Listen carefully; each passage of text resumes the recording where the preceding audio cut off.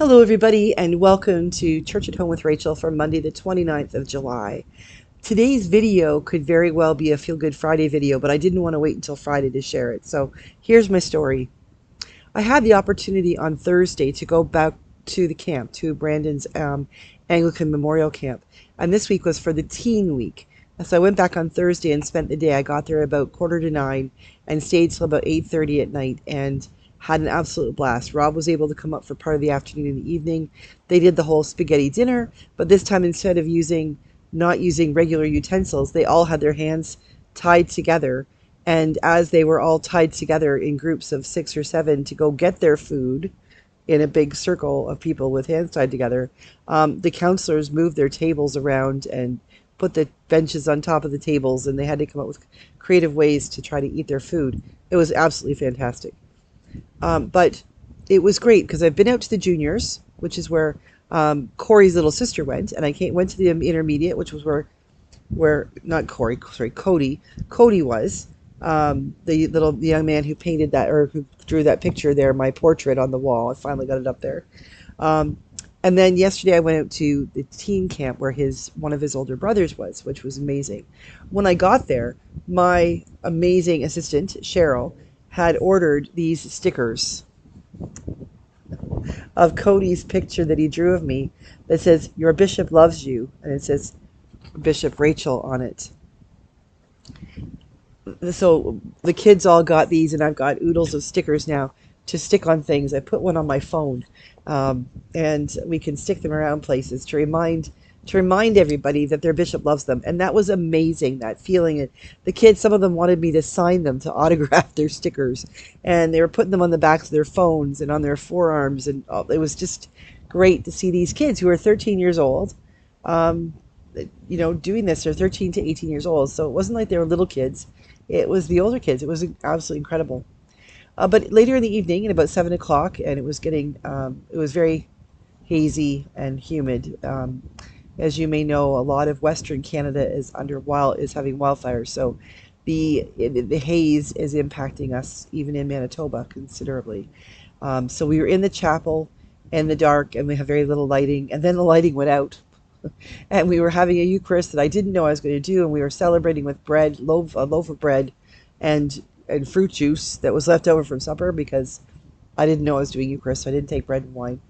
And we're doing this, and I invited one of the kids to come forward, a 13-year-old, to come forward to help me to prepare the table. And then I asked him if he wanted to stand beside me during the Eucharistic prayer and be my deacon, my servant, like my server, that person. A deacon is a servant, someone who serves, not serves me, but serves God at the table. And so he said, yeah, he'd do that.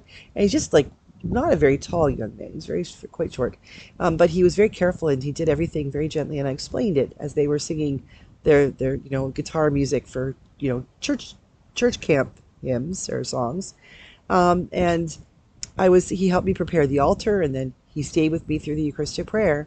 And then I asked him if he would help me by holding the bread, because we were using slices of sliced bread, and I was just breaking it apart and giving it to the kids as they came up. And it was incredibly amazing. Reverend Jonathan, who was doing the music, sort of gave instructions because they hadn't had Eucharist before that week at the camp, and said to them, for those of you who are baptized, you can come up and receive the bread and the wine. But if you're not, just come up and put your arms across your chest and you receive a blessing. He neglected to say to them, you'll receive a blessing instead of the bread and the juice, the consecrated elements. So several people came up and crossed their arms, and I gave them blessing. And then they put their hands out and wanted to receive the bread. And I am not going to refuse them the bread. If they feel called by God, if the Holy Spirit is moving them to come forward and to receive food that we've just talked about is a sacrament, an outward and visible sign of an inward and spiritual grace, I am not going to. I mean, technically I should, but I am not going to say to somebody, until you are baptized, until I'm going to make you be hungry, until you do the right thing, make yourself one of us, or feed you and walk with you on your journey as you become one of us.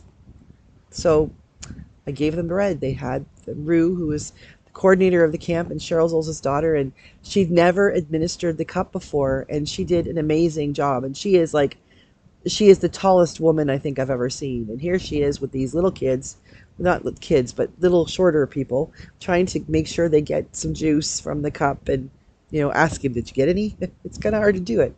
She did an amazing job. But here's this young man standing beside me, and he's watching each of these people. And then when we were done, we had one slice of bread and we still had some juice left. So we went back around the table, the altar, and I said, now, because this is blessed, we need to consume it. We can't leave any behind.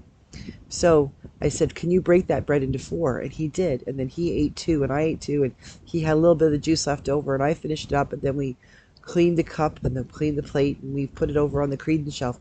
And I said, okay, you can go back to your pew now. And he looked at me and he said, Bishop, and he said, will you baptize me? It was the most amazing thing ever. I've had people say, will you baptize my grandchildren? Will you baptize my kids? Will you baptize me as an adult? And, there's always been something. I don't remember in 25 years that there has been some kind of a moment where this person who has said, that, will you baptize me, in particular adults who have asked for baptism, who have come to me and said it in such a way that it wasn't just like, oh yeah, I didn't get that done when I was a kid. This is a child, a 13-year-old who has not been baptized and has been at camp and has been listening and paid attention and served at the table, even though he wasn't baptized. Never even occurred to me to ask him. And I'm glad, because I would have asked him anyway. And he felt moved to ask for baptism. And the good news is that he's only 13, so I really do need to talk to his parents and find out if it's okay with them. But he's from Easterville. And Cheryl and I are going back up to Easterville the first full weekend of September for a few days to do what they refer to as a confirmation tour, where I go from church to church in an area over a week, and I will confirm whichever people are ready to be confirmed. And it was like, I could say to him, absolutely, you know what, in less than 2 months, I'm going to be in your church, and you come and we'll talk to your parents. And if everybody's good, we will baptize you. And the look on his face, the engagement he had with the rest of the service. He was so excited, gave me a hug. It was incredible. And there's another young person who hasn't been baptized or confirmed that we're talking to about, maybe doing that, allowing, presenting himself for baptism and confirmation. Just an absolutely beautiful, beautiful thing happened. And all because I think all of this is very much because a young man named Cody sat across from me at a synod service before they had a chance to wonder what to choose me to be their bishop, and he drew a picture, that one up there on the wall, and he led them. He helped them to understand that if they were to elect me, I would love them. Your bishop loves you is absolutely true, and I think not all, but most of those kids at camp know that. And I think they're beginning to trust me. There is something really powerful about the power of love. That when we love someone else, really love them, not because they have something we want, not because of the influence they could have on our lives, but because we simply love them for who they are, it can change the world. The Holy Spirit is the one who did the work in this young man's life, not me. I just happened to be the person standing beside him, answering the call to say, call that young man forward and ask him to help you. The Holy Spirit did this work. And the Holy Spirit is continuing to work in so many lives as you and I and other people help other people to know that they are loved by us and they are loved by God. There is no greater task that we can undertake than to say to somebody else, you are loved by us, by me, but you are loved by God. When we can share that as a truth to other people, think about what the world can become. You are loved. What incredible words. 3 simple words. You are loved. It can change the world. It certainly changed my world on Thursday evening. And I can't wait to get up to Easterville now and baptize that young man. I can't wait to see what's going to happen in his life, in the lives of all those other kids who were present and listening and came forward even though they crossed their arms and received a blessing and then wanted to receive the Eucharist. How many lives did God change on Thursday evening? How many lives is God changing right now? How many lives is God changing because we love someone? I don't know the answer, but I bet you anything. Or what do they say? Nickels to donuts. That's not what they say, but nickels to donuts. I bet you that lives are being changed because of the way you love other people, because you love them and show them that they are loved by God as well. So keep it up. Just love. Just love. Have a great day. God bless. And I will see you again tomorrow for Church at Home with Rachel.